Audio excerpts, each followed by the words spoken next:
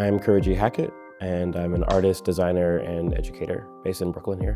As far as my room was concerned, I was really mostly inspired by the dark wood and its relationship to the labor that goes into the carving that wood.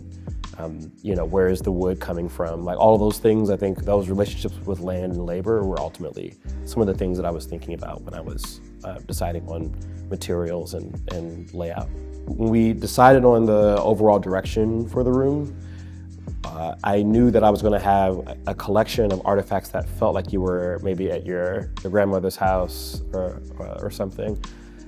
One of those pieces that I knew I wanted in the room was one of my mom's art pieces. My mom's a visual artist. She taught art in my high school.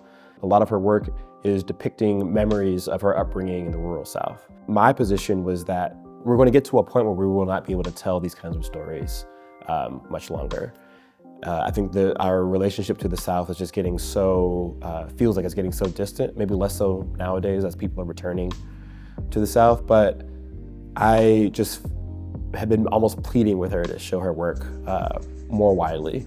And so when I got this platform, I immediately called her up and I said, "You've got 6 months, I need a canvas by July."